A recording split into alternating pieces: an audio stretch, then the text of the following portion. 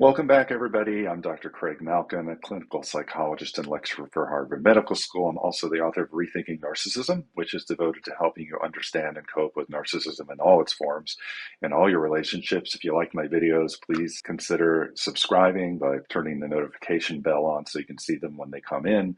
And if you like this one, please give it a big thumbs up.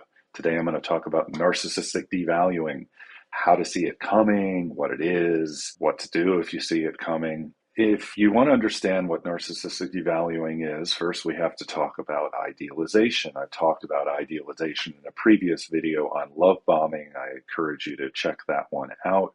But if you recall, or even if you don't, if you're new to me, idealization has its roots in something healthy. As when we are in the initial stages of a relationship, it's normal and fun to kind of view the other person through rose-colored glasses. It's very common. It can even happen over time in a long-term relationship.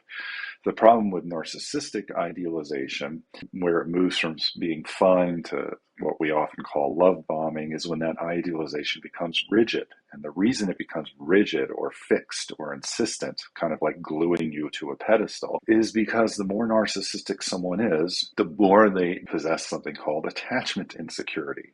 Also talked about this previously, but briefly, attachment insecurity is that when you're sad, scared, lonely, blue, when you have vulnerable feelings, that you don't trust that you can turn to people for mutual care, comfort, and connection. That's what attachment insecurity is. And there's lots of ways to compensate for it or cope with it, which cause problems, but extreme narcissism is just one way to do that. And the way it works is, to the extent that I'm special, exceptional, unique, compared to the other nearly 8 billion people on the planet, I don't really need you in order to feel better. I don't really need you to have fun myself or to feel good about myself. I don't have to depend on people in order to feel special. So that extreme narcissism is a way of bypassing that fear that I can't really depend on someone. Idealization takes care of that, because if I'm with somebody who walks on water, if I really believe that this person belongs up on a pedestal, if they're perfect, if they're worthy of worship, then they won't hurt me. I don't have to worry about being disappointed. I don't have to worry about moments of disconnection that are normal and happen in relationships, because this perfect person won't do this to me.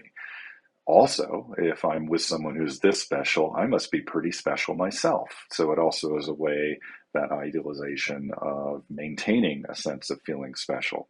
It becomes more and more of a problem over time for somebody who's extremely narcissistic, precisely because of that attachment insecurity. If they don't trust that they can feel safe in somebody's hands, then the idea that they're with somebody who walks on water, they view you this way through this extremely rose-colored glasses, then they start to get afraid again, afraid that you're this important, I could lose you.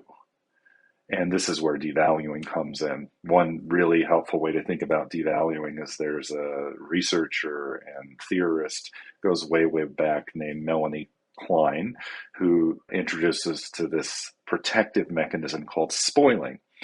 Spoiling is kind of like in the 1970s, when people were wanting to lose weight and they were afraid of gaining weight, they would tap their cigarette ashes in their food so they wouldn't be tempted to eat it. This is what narcissistic devaluing is. The more I view you in this very special way in order to protect myself initially from fears of being hurt, then the more hooked in or dependent I'm going to feel. This spoiling effect of, you don't really have all that much going on, often kicks in at the first signs of difficulty, first kinds of disconnection, normal things that happen in a relationship. Then you get knocked off the pedestal. But for somebody who's extremely narcissistic, if you really don't have that much to offer, kind of like the dessert with the ashes in it, then they won't be tempted to turn to you. This can cycle back around too, and you may have experienced this, where it goes back to idealization and then back to devaluing. And this can be a cycle that is very easy to get trapped in if you don't understand early on what it is that's going on. And so I hope this actually helps you do that. What do you do if you see this idealization that's a problem? What do you do if you see it to the extent that it's kind of this love bombing?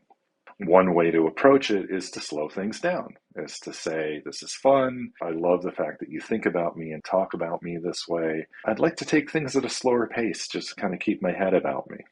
And this is a normal thing that people often can say in the beginning of a relationship. And somebody who's extremely narcissistic will probably experience that as an injury, as a rejection, and they will feel hurt. They might even get angry.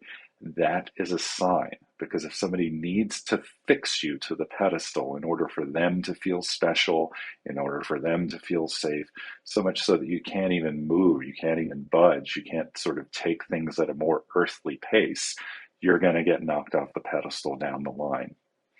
So I hope that's helpful in terms of recognizing and understanding what devaluing is about and how to see it when it comes along so that you can sort of avoid trouble down the line. If you experience that kind of anger or rejection in response to just sort of this normal request, it is a bad sign. It is a sign that there's something going on internally, that this person has to insist on this experience staying the way it is, and that's what's going to bring devaluing.